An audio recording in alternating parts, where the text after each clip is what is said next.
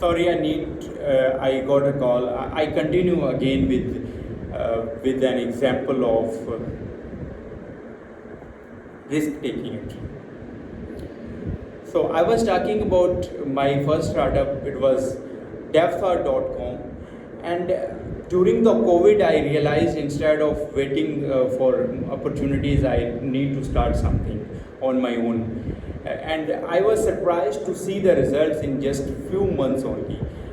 But then I realized I need to have an actual working space instead of offering services on a remote basis. And it was, I think, one of the good decision that I have made it at this time actually, because despite having a lot of opportunities while working remote basis, like you don't need to have a lot of resources, you don't need to invest a lot of in office environment, but still our team were struggling a lot to communicate effectively, especially in Pakistan you have always internet issues. So there was few things that we were facing on development side, and I took a decision again to start my own working space in Lahore actually. It was good decision I think in my life, and it proved that later on this particular decision was good for me, and we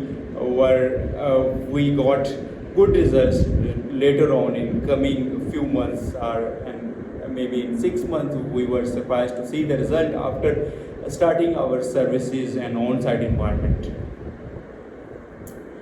Now we talk about pivoting. Pivoting is something when you change your directions.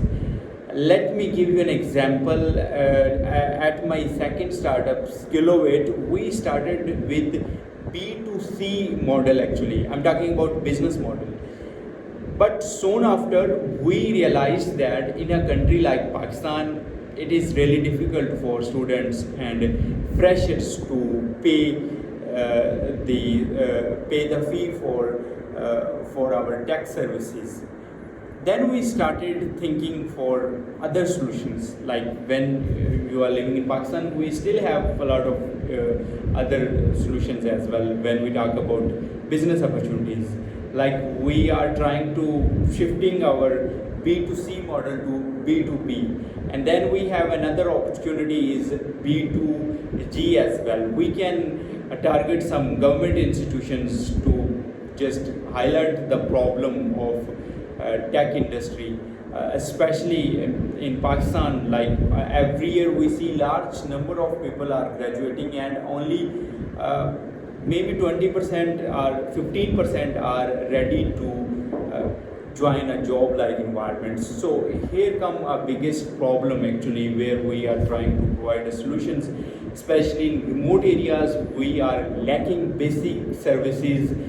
People do believe they have skills, but one thing that they really need to work to have a certain job like environment where they can work and they can feel confident. So here comes Skillovate come, and we tried our business model to B2G as well, so that we can not only provide the services on a large scale, but also we can highlight this problem while communicating with government institutions, with different universities, with NGOs. So our main problem is just not seeking for funding opportunities, but also highlighting the actual problem in the actual people who can decide the things actually.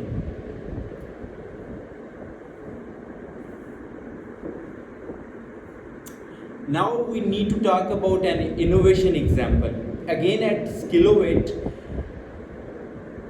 in early days we started with a conventional tech training institute. Then soon after we realized that we need to do something different. Maybe in today's fast moving world, we can provide AI based solutions. We can take advantages of AI based solutions as well. So that was something that really inspired me to do something on our own. Actually, we need to provide AI based solutions for our instructors as well, so that we can optimize the whole process, and at the same time we can speed up this whole process as well. We can get advantages from statistics and data that usually we ignore that.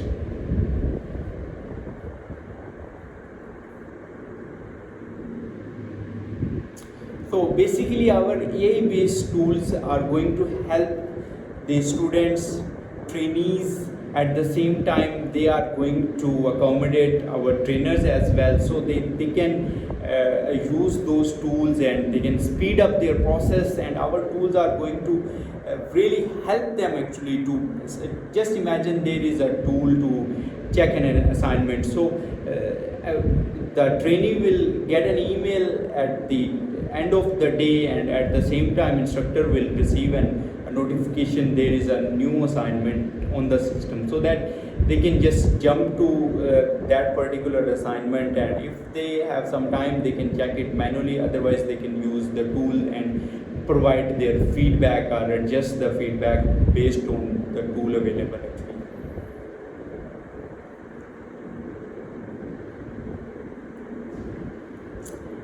Now we are going to talk about current startup trends in Pakistan. There are few areas like fintech, healthcare, edtechs, where we see immense potential in, especially with the emergence of AI-based solutions actually. Especially in healthcare, we have a lot of good examples. Like there is a product, Sehat Kahani, which is empowering the females living in rural areas by providing customized solutions, customized help actually. And we have some conventional app as well, like Ola Dog and some other startup as well. They are still good to help them actually. They are trying to produce or minimize the effort required to booking an appointment as well. But still we have a lot to do in our healthcare industry, and we have a lot of opportunities in healthcare industry in Pakistan.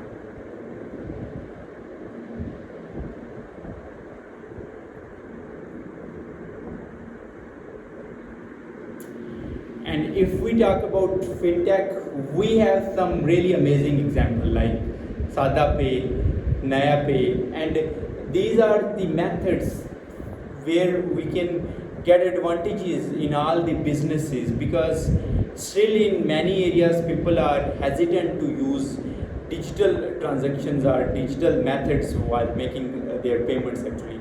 They still believe in conventional payment methods as well. So the like JazzCash is amazing service actually in all the areas of Pakistan, and they are also providing their APIs as well. So as a developer you can integrate the APIs and you can build something where you require to have a payment method. So here come JazzCash, Sada Pay, Naya Pay. They are helping not only individuals but also business owners to integrate their services in their products as well.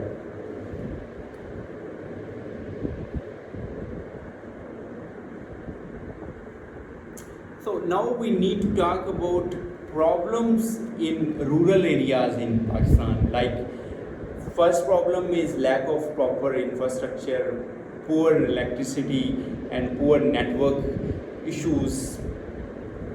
If we compare it with the other words, maybe we think these are some fundamental problems, but still we need to, maybe we can highlight those problems at least, but these are the things where our people always struggle, especially in rural areas. Even if we see latest reports, in tier 1 cities of Pakistan we see these kinds of problems as well. Like in Lahore, Karachi, Islamabad, we have internet problems as well, proper infrastructure problems as well. So in underserved areas we need to provide them proper training, at least if they are facing those problems, and we can encourage them still to do what they want to do. Like let me give you an example. We had a candidate from Hunza, Pakistan, working at Kafsar actually. I was amazed to see her commitment actually, and it was really great to work with her because at that time internet was fairly, we can say, good, but at that time in Hunza and other areas we were seeing a lot of problem just because of electricity and internet. But people show a lot courage, and she was resilience to do the things, and he was changing his schedule again and again to just meet the requirements of the industry, and so that he always feel like he is up when we compare with other people.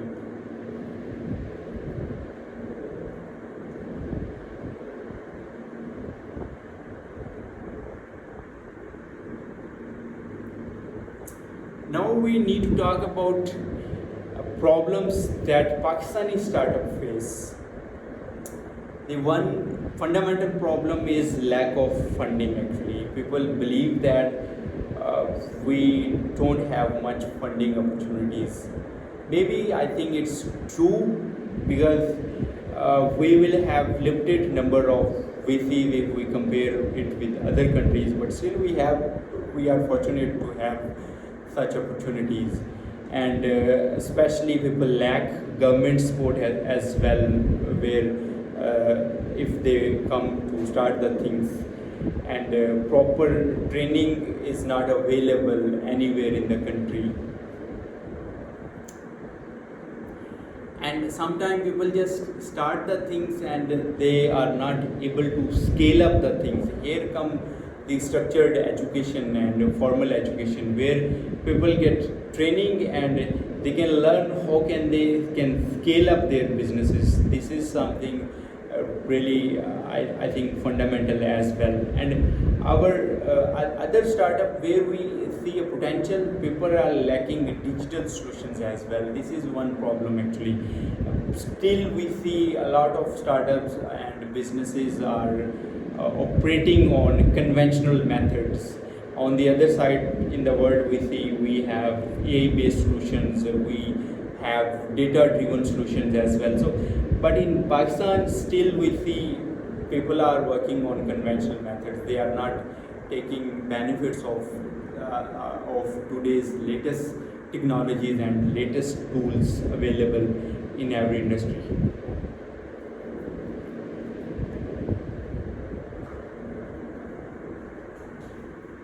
Now we talk about for a while what funding opportunities available in Pakistan. First of all, I think bootstrap is one thing.